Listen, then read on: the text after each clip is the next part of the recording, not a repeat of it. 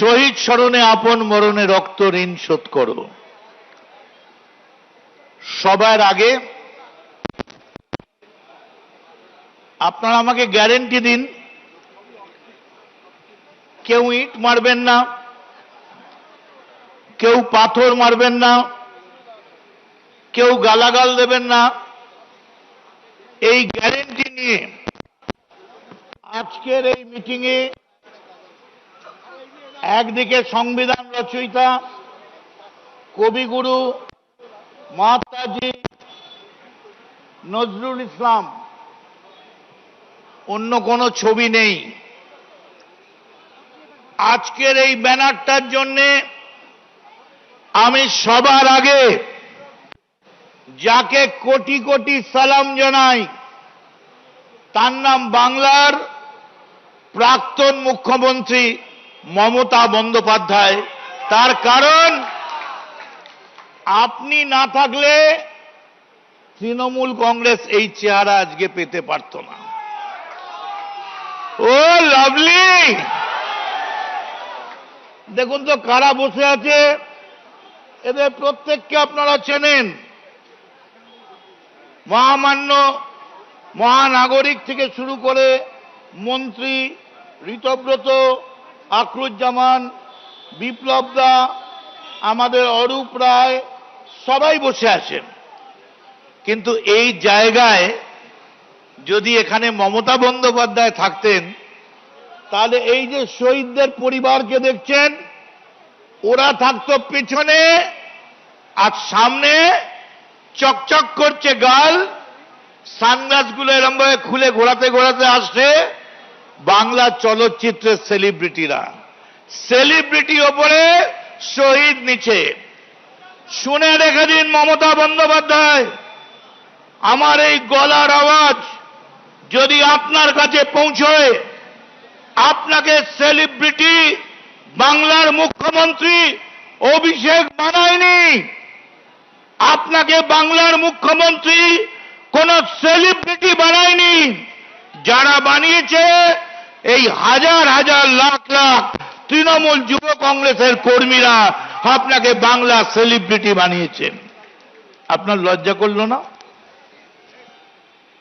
আমি যখন রোজ সকালবেলা বেরোই না, আমি একটা ছোট ছবি পকেটে করে বেরোতাম, যে একটা বাচ্চা ছেলে ববি, অরূপ, দেবা আমাদের থেকে কত ছোট, আমাদের ঋতব্রত থেকে শুরু করে আমাদের আরো যারা নেতৃত্ব আছে, একটা ছোট্ট ছেলে কত কষ্ট করে রোজগার করে লিপস অ্যান্ড বাউন্সের নামে, আর সমস্ত টাকাটা দিয়ে প্লেন আর হেলিকপ্টার কিনে সেই দিয়ে গোটা পার্টিটার খরচ চালায়। সেলাম অভিষেক, আমি তোমায় সেলাম জানাই।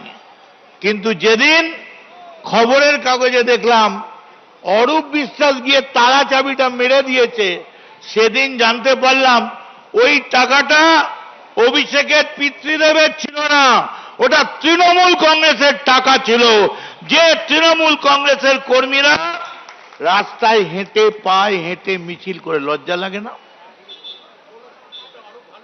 আজকের এই 3 টুকরোর জন্য কে দায়ী?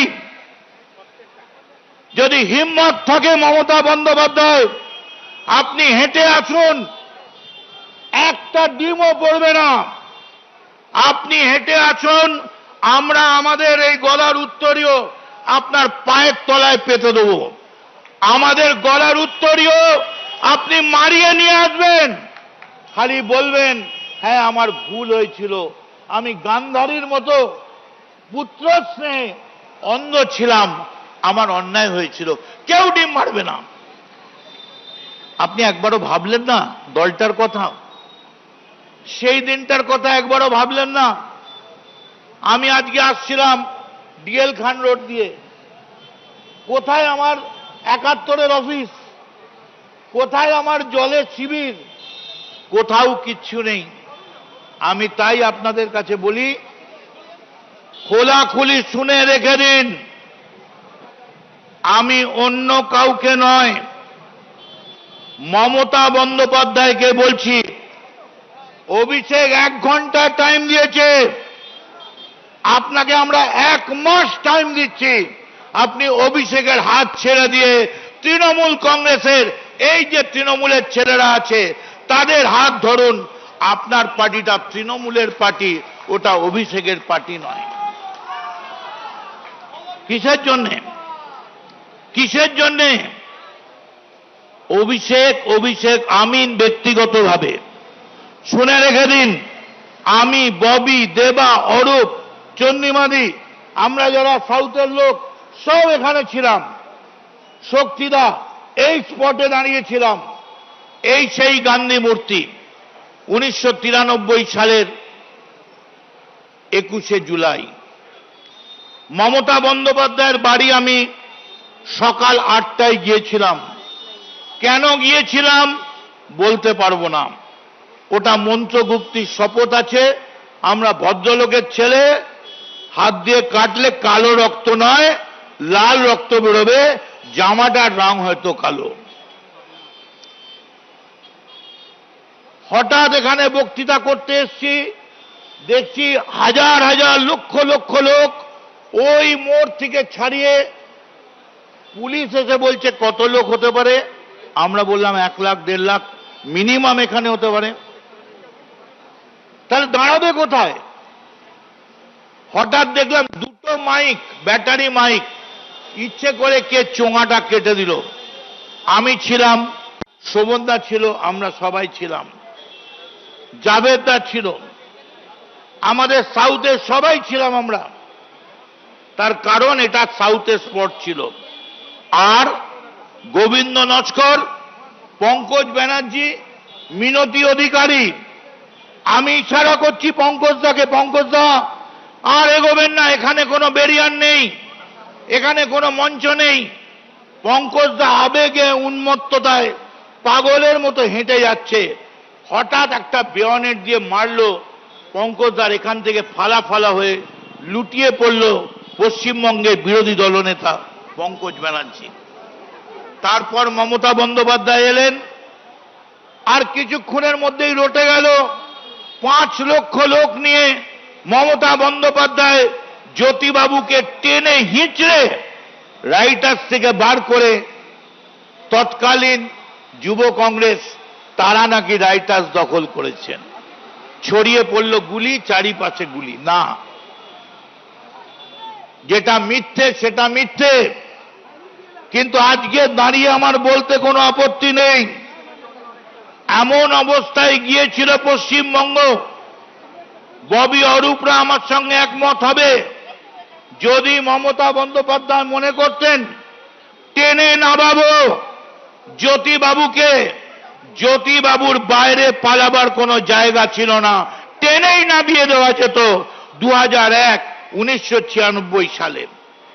আপনাদের কাছে তাই সময় নষ্ট করব না, শুধু এইটুকুন বলে যাই, অভিষেক এটা ঠিক ডায়মন্ড হারবারে চমকেছিস, এটা ঠিক হিংসেতে স্বাস্থ্য সাথীকে রুখতে গিয়ে সেবাশ্রয় করেছিস, এটা জেনে রাখ তোর চমকানিতে সিপিএম চমকাতে পারে, তোর চমকানিতে 2টো তৃণমূলের ভালো কর্মী, গ্রামের কর্মী চমকাতে পারে, কিন্তু আজকের এই যে মহতী জনসভা, এই সভাকে চমকাবার ক্ষমতা তোর নেই।